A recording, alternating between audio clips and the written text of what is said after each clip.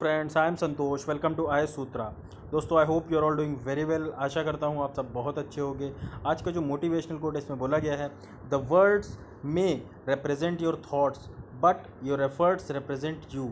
मतलब आप देखा होगा अपने लाइफ में बहुत सारे बार जो लोग पढ़ाई करते हैं या जो भी लाइफ में जो अचीव करना चाहते हैं, उसमें वो बड़बोलापन उनके अंदर बहुत सारा होता है कि कहते हैं कि मैं ये कर लूँगा, मैं ये कर लूँगा, मैं ऐसा कर दूँगा, मैं वैसा कर दूँगा, मैं सोसाइटी को चेंज कर दूँगा। लेकिन जो आपके एफ़र्ट होते हैं ना, कि आप ऐसा नहीं है कि आप जो बोल रहे हैं ठीक है, अच्छी बात है, लेकिन जो आप बोलिए कम, लेकिन आपके एफ़र्ट्स में आपकी मेहनत दिखनी चाहिए। तो ऐसा बोला जा रहा है कि आप जब वो चीज़ अचीव कर लें, जब उस लायक हो जाएं, तब आप बोलिए तो ज़्यादा अच्छा रहेगा। ऐसे आप बोले जा रहे हैं, पता नहीं आप वो उस मंजिल तक पहुँचेंगे नहीं पहुँचेंगे। तो इसलिए अपने वर्ड्स को बहुत ही संयमता से, बहुत ही अच्छे से यूज़ करना चाहिए, जिससे कि अपनी डे टू डे लाइफ में आप अपने अपने एक ऑरा ऐसा क्रिएट करें जिससे कि आप लोगों को इंस्पायर कर सकें, आप लोगों को बता सकें कि हाँ, yes, this is the way you should lead life. तो दोस्तों, ये था आज का मोटिवेशनल कोट। चलता हूँ और दे देता हूँ आपको कोरोना अपडेट। वर्ल्ड के अंदर आप देखेंगे तो वर्ल्ड में यूएसए टॉप पे बना हुआ है। डोनाल्ड ट्रंप, जो कि अब पहले ऐसे प्रेसिडेंट हो गए हैं जो कि अब कोरोना पॉजिटिव हो गए हैं। साथ ही साथ उनकी वाइफ मेलानिया ट्रंप भी कोरोना पॉजिटिव हो गई हैं। तो कहीं ना कहीं इलेक्शंस को ये सब चीज़ें अफेक्ट करने वाली हैं। दूसरे पे हमारा जो देश है, इंडिया है, टोटल केसेस अगर आप इंडिया के देखेंगे तो 64,38,968 टोटल कोरोना पॉजिटिव पेशेंट्स निकल के आ चुके हैं। जिसमें से आप देखेंगे अब ये जो डेथ्स का आंकड़ा है आज 1 लाख को पार कर चुका है। लगभग 1,03,23 मौतें कोरोना वायरस की वजह से हो गई हैं। 53,93,737 ये वो लोग हैं जो कोरोना के काल से बच के बाहर निकल आ चुके हैं और अब पूरी तरीके स्वस्थ हैं, ठीक हैं। फिर आज हम बात करेंगे इस दरिंदगी की, जो कि अभी हाथरस में देखने को मिली। जिस तरीके से भयावहता से रेप किया गया, हमारे ही बेटी है, हमारी बहन है, हमारे ही समाज की एक बेटी, जिसे आप सोचिए कि कैसे, मतलब मुझे समझ नहीं आता कि समाज में ऐसे लोग भी एग्जिस्ट करते हैं जो किसी लड़की के साथ इस हैवानियत से मतलब पेश आ सकते हैं।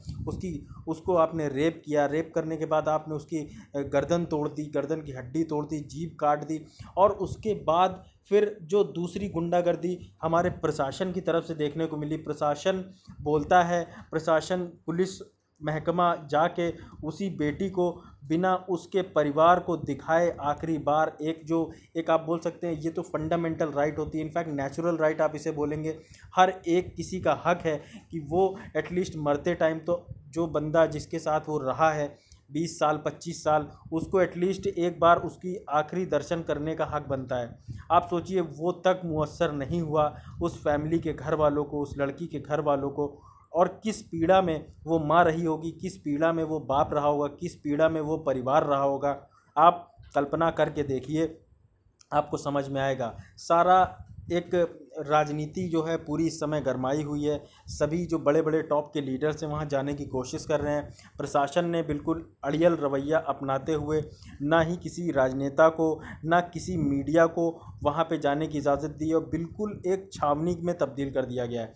आप सोचिए, जो गांव जहाँ पे कभी पुलिस जाती नहीं होगी, जहाँ पे पुलिस कभी पहरा नहीं देती थी, वहाँ पे जो नहीं गई, पहरा दिया नहीं, पे सही नहीं, सही से एडमिनिस्ट्रेशन नहीं, सही से पुलिसिंग हुई, तभी तो ये कांड हुआ। और कांड होने के बाद आज उसको छावनी से तब्दील कर देना, ये कहीं ना कहीं हमारे जो एडमिनिस्ट्रेशन है उस पर क्वेश्चन मार्क लगाता है, और बहुत बड़ा क्वेश्चन मार्क लगाता है। तो ये सारी जो चीज़ें हैं कहीं ना कहीं आगे बहुत एक गंभीर रूप लेने वाली हैं। और हमारा जो मीडिया है, जो लोकतंत्र का चौथा स्तंभ है, कहीं ना कहीं मुझे लगता है कि थोड़ा सा उसके अंदर एक सद्बुद्धि आई है, जो उसने एटलीस्ट जो मेन इशू है उसको हाईलाइट करने की कोशिश करी। नहीं तो बहुत दिन से आप देख रहे होंगे मीडिया जो है सिर्फ़ और सिर्फ सुशांत, दीपिका पादुकोण, कंगना रनौत, इन्हीं सब चीज़ों में उलझी हुई थी। लेकिन जब से ये हाथरस केस हुआ है, फार्म बिल हुआ है, तब से थोड़ा सा मीडिया के अंदर सजगता आई है। मुझे अच्छा लग रहा है कि मीडिया एटलीस्ट इन सब चीज़ों पे भी ध्यान दे रहा है। साथ में अगर आप देखेंगे, जो वुमेंस के ऊपर जो ज़्यादती होती है, उसी के लिए, उसी से रिलेटेड एक सस्टेनेबल डेवलपमेंट गोल सेट किया गया है, जेंडर इक्वालिटी, जो कि बात करता है कि महिलाओं से या किसी भी रिलीजन की, किसी भी जेंडर की जो एक है, जो जेंडर है उसके लिए एक इक्वालिटी होनी चाहिए। जैसे पुरुषों के लिए एक पैट्रियार्कल जिस तरीके की सोसाइटी बना रखी है, वहाँ पे जिस तरीके से वुमेन को डिस्क्रिमिनेट किया जाता है, उसके ऊपर अत्याचार किया जाता है, डोमेस्टिक वायलेंस देखने को मिलता है, दहेज प्रताड़न देखने को मिलता है, और ये रेप बलात्कार जैसे केस देखने को मिलता है। इन सब चीज़ों को, इन सब वुमेन जो सेंट्रिक एरियाज़ हैं, वुमेन सेंट्रिक इश्यूज़ हैं, इनको एड्रेस करने के लिए ये सस्टेनेबल डेवलपमेंट गोल बनाया गया है। 17 सस्टेनेबल डेवलपमेंट गोल टोटल हैं। इनके बारे में आइडिया रखिएगा, जब भी आप आंसर राइटिंग करिए ज़रूर इन सारे सस्टेनेबल डेवलपमेंट गोल को मेंशन करिए। उसके बाद अगर मैं अब डिटेल में आपको बताऊं, तो जो बेटी थी जिसका मर्डर हो गया, जिसका एक तरीके से आप बोल सकते हैं, एक तरीके से मर्डर ही बोलेंगे, क्योंकि उसका रेप करके आपने गर्दन तोड़ के, गला काट के, जीभ काट के उसको एक ऐसे ही अवस्था में छोड़ दिया। और वो लड़की की उम्र आप देखिए सिर्फ़ और सिर्फ 19 साल, एक दलित लड़की थी। यहाँ पे मैं थोड़ा सा इस पे विरोधाभास है मेरा कि लड़की लड़की होती है, उसमें उसकी जेंडर, उसकी जो स्टेटस है, आप ब्राह्मण हैं, दलित हैं, ठाकुर हैं, मुस्लिम हैं, क्रिश्चियन हैं, सिख हैं, जो भी हैं, लड़की लड़की है। ज़्यादती हुई है लड़की के साथ, तो सिर्फ गर्ल लिखना ज़्यादा बेहतर होता। लेकिन खैर जो भी चीज़ें हैं उसमें अगर आप देखेंगे, इसको बुरी तरीके से उसका रेप किया गया, और उसके बाद उसका एक बहुत ही बुरी तरीके से असॉल्ट देखने को मिला उत्तर प्रदेश के अंदर, हाथरस जो कि एक जगह है, दिल्ली के नज़दीक पड़ती है। और अब जिस तरीके से उसके ऊपर राजनीति करी जाती है, जिस तरीके से उसके ऊपर एक तरीके से प्रशासन ने पहरा लगा दिया है कि अब उससे कोई नहीं मिल सकता, उनके घर वालों से, उनका ये सब जो है, ये कहीं ना कहीं हमारा जो administration, it is a complete failure of our administration and we should be completely ashamed of it. अभी उनको इस बेटी को क्रीमेट कर दिया गया, मतलब उसको जला दिया गया, अंतिम संस्कार कर दिया गया बिना इनफैक्ट उसकी फैमिली को बताए।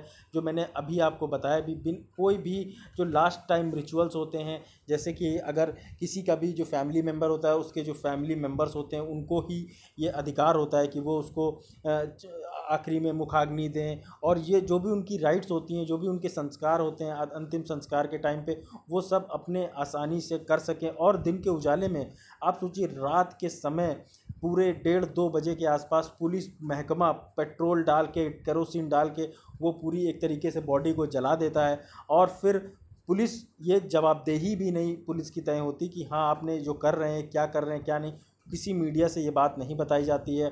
फिर आज हालांकि एसपी को सस्पेंड कर दिया गया है, डिप्टी को एसपी को सस्पेंड किया गया है उत्तर प्रदेश शासन के द्वारा, लेकिन कहीं ना कहीं ये एक क्वेश्चन मार्क लगाता ज़रूर है कि आपने जो होना था वो तो हो गया, आगे आप कैसे न्याय दिलाएंगे जिसने उस लड़की के साथ दुराचार किया। एक तरीके से जो घिनौने लोग हैं, बदतमीज़ लोग हैं, उनके साथ मुझे लगता है तेलंगाना की तरह, जैसे तेलंगाना में एक ऐसे मेडिकल स्टूडेंट वेटरन थी, उसको मर्डर करके उसकी बॉडी जला दी गई। उसके बाद जो उसके कल्प्रिट्स थे जिसने उनका मर्डर किया, उनको ले जाके साइट पे उनका एक तरीके से एनकाउंटर कर दिया गया। और वो ही मुझे लगता है तरीका जो कि डिटरेंस क्रिएट करेगा इन कातिल जानवरों के ऊपर। एक वैसा ही एक तरीके का वो होना चाहिए, कानून होना चाहिए, जिससे कि उनकी भी उसी भयावहता से मौत करी जाए, उनको मार दिया जाए जैसे उन्होंने उस बेटी को तड़पा तड़पा कर मारा और उनके साथ कुकृत्य किया। तो ये सब जो चीज़ें हैं, ये कहीं ना कहीं आपको सोचने की ज़रूरत है। जो लड़की थी उसको बहुत ही बुरी तरीके असॉल्ट किया गया था। उसके वो काम करने जाती थी, खेतों में काम करके जो अपने खेत से आ रही थी अपनी माँ के साथ, तब ये उसके साथ ये घटना हुई। स्पाइनल कॉर्ड तोड़ दी गई, टंग जो है स्लैश कर दी गई, काट दी गई। उसके बाद ये जो एक अमानवीय जो चेहरा निकल के आया है, इसमें कहीं ना कहीं जो इसका सेक्सुअल वायलेंस के जो केसेस उत्तर प्रदेश के निकल के आ रहे हैं, इससे ये पता चलता है कि वुमेन की सेफ्टी कितनी ज़्यादा खतरे में है उत्तर प्रदेश के अंदर। उत्तर प्रदेश पूरे आप बोल सकते हैं पूरे हमारे देश का सबसे बड़ा राज्य है, और सबसे बड़े राज्य में इस तरीके की घटनाओं का बार बार होना कहीं ना कहीं क्वेश्चन मार्क लगाता है हमारी सरकार पे। निर्भया केस जब हुआ था दिल्ली के अंदर 2012 में, तब गवर्नमेंट ने एक कमेटी सेट करी थी जिसमें कि जस्टिस JS वर्मा जी के द्वारा इसमें बहुत सारे एक नए रूल्स बनाए गए थे। एक तरीके से उसमें उनके द्वारा रिकमेंडेशन दी गई थी क्रिमिनल लॉ अमेंडमेंट एक्ट, इसको अमेंड किया गया था 2013 में। और आईपीसी की जो धाराएं हैं उसमें नई नई चीज़ें ऐड करी गई थी, रेप की एक नई परिभाषा दी गई थी। एक तरीके से आप बोल सकते हैं ये जो कुकृत्य हुआ था निर्भया के साथ, मार्च की अगर आप देखें तो 4 जो कन्विक्टेड हैं गैंग रेप के, जो निर्भया के टाइम पे, वो उनको बेसिकली अभी इसी साल उनको हैंग टिल डेथ कर दिया गया, उनको फांसी दे दी गई। तो कहीं ना कहीं एक अच्छा ये था। इसी तरीके से अब एक तरीके से जो ये हाथरस में कांड हुआ है इसमें भी ऐसे ही एक तरीके से जस्टिस इंश्योर करना चाहिए, और जल्दी से जल्दी ये जो जस्टिस है मिलना चाहिए। उस लड़की के जो परिजन है यही डिमांड कर रहे हैं। और आने वाले जो टाइम में जो चीफ मिनिस्टर के द्वारा जो वादे किए गए हैं कि उन्होंने 25 लाख रुपए देने की बात करी है, सेफ्टी देंगे, घर उपलब्ध कराएंगे, तो कहीं ना कहीं इसमें बिल्कुल भी इस कंपनसेशन में कोई देरी ना दिखाई जाए। जल्दी से जल्दी अति अति जल्दी से ये पैसा उनको दिया जाए। और ऐसा ना हो कि कहीं ऐसा न कि ये पैसा लेने के लिए भी बेचारों को दर दर भटकना पड़े, और एटलीस्ट उनकी सेफ्टी की ध्यान रखा जाए। जो भी कल्प्रेट्स हैं उनके फैमिली वाले, उन कल्प्रेट्स के फैमिली वाले वो इन पे अटैक ना करें, इनकी सेफ्टी रहे। ये सारी चीज़ों के लिए बिल्कुल भी प्रतिबद्ध रहना चाहिए सरकार को, जिससे कि हमारी जो महिलाएं हैं उनकी जो सेफ्टी है वो बनी रहे। कास्ट टेंशन अभी भी एक तरीके से आप बोल सकते हैं एक उबलता हुआ सवाल है, जिससे कि आप देखेंगे कि हमारे जो समाज में, जैसे आप देखेंगे किसी दलित के साथ ऐसा कुकृत्य होता है, या किसी ब्राह्मण बेटी के साथ कुकृत्य होता है, किसी ठाकुर के साथ कुकृत्य होता है, या किसी भी अन्य पिछड़ी जाति के बेटी के साथ कुकृत्य होता है, तो उसमें राजनीति न करते हुए सिर्फ और सिर्फ जस्टिस की बात करनी चाहिए, और ये जितनी जल्दी हो सके करना चाहिए। गर्ल जो है, ये जो लड़की थी जिसका रेप हुआ, इसको फोर्स किया गया था कि वो स्कूल छोड़ दे पहले, कि उसको पढ़ने नहीं दिया गया। सिर्फ कक्षा 5 तक वो पढ़ी थी, सिर्फ क्लास 5 तक पढ़ी थी। और जिस तरीके से उसका मर्डर हुआ, जिस तरीके से उसका रेप हुआ, उसके बाद उसने जो बयान भी दिए, कहीं ना कहीं वो दर्शाता है कि कितनी दयनीय स्थिति में वो रही होगी। जिस तरीके से उसके ऊपर सेक्सुअल वायलेंस हुआ, उसमें ये निकल के आ रहा है कि जो अगड़ी जाति के जो लोग हैं, ब्राह्मण ठाकुर लोग हैं, वो लोगों ने जिस तरीके से एससी की जो बेटी थी, जो शेड्यूल कास्ट की जो बेटी थी, दलित बेटी थी, वो लोअर कास्ट के ऊपर जो अगड़ी जाति का एक वर्चस्व है वो कितना हावी है, अभी भी ग्रामीण क्षेत्रों में इससे समझ में आता है। आप समझ सकते हैं कितनी ज़्यादा दर्दनाक चीज़ है कि आज भी हमारे देश में फंडामेंटल राइट्स जो कि आर्टिकल 12 to 35 पार्ट 3 में रखे गए हैं, वो ये इंश्योर करते हैं कि हमारे देश में कोई भी डिस्क्रिमिनेशन कास्ट के हिसाब से नहीं किया जाएगा, धर्म के हिसाब से नहीं किया जाएगा, जहां आप रहते हैं उस हिसाब से नहीं किया जाएगा। उसके बावजूद आज जो हमारे देश में डिस्क्रिमिनेशन देखने को मिलता है, तो ये कहीं ना कहीं फिर से मैं बोलूँगा कि उत्तर प्रदेश या फिर जहाँ पे भी इस तरीके का क्राइम होता है, वो हमारे एडमिनिस्ट्रेशन के ऊपर बहुत ही बड़ा एक क्वेश्चन मार्क लगाता है। अगर क्वेश्चन किया जाए कि वुमेन का जो प्रोटेक्शन है उत्तर प्रदेश के अंदर, ये कहीं ना कहीं जो वुमेन क्राइम है वो काफ़ी ज़्यादा एक लो लेवल पे पहुंच चुका है, मतलब हाई लेवल पे पहुंच चुका है, जिसकी वजह से आप देखेंगे कि जो हमारे उत्तर प्रदेश की या हमारे जो जिस भी और दूसरे स्टेट्स की महिलाएं हैं वो सुरक्षित नहीं रह पाती हैं। अभी आपने देखा होगा उत्तर प्रदेश के एक नामी गिरामी बीजेपी के एक तरीके से विधायक हुआ करते थे, कुलदीप सिंह सेंगर, बहुत ही ऊंचा उनका कद हुआ करता था, और उन्होंने जो एक कुकृत्य किया था एक बेटी के साथ, वो भी उसने भी अपनी जान गंवा दी थी। और उसके अब हालांकि वो जेल की सलाखों के पीछे हैं, लेकिन अभी जिस तरीके से उनको एक तरीके से फांसी मिलनी चाहिए, फांसी की इनफैक्ट मैं डिमांड करता हूँ, जैसे कि किसी को भी कोई भी अगर रेप करे तो उसको एटलीस्ट फांसी होनी चाहिए। ये एक स्ट्रिक्ट प्रावधान होना ही चाहिए। ज़रूरी नहीं कि वो विधायक हो, सांसद हो, कोई भी हो, इसमें कोई भी एक तरीके से ढिलाई नहीं बरतनी चाहिए, जिससे कि एक कड़ा संदेश जाए। जो सिरफिरे लोग होते हैं, जो ऐसे कांड को ऐसी एक भयावह एक तरीके का क्राइम करते हैं, उनके ऊपर ये स्ट्रिक्ट जो है एक तरीके से कानून बना के उनके ऊपर कोई भी मर्सी नहीं होनी चाहिए। प्रेसिडेंट का कोई भी जो प्रेसिडेंट अपील करके वो कहीं ना कहीं फांसी से बचने की कोशिश करते हैं, उनको बस 3 महीने का फास्ट ट्रैक कोर्ट बनाए, जैसे आंध्र प्रदेश ने बनाया है।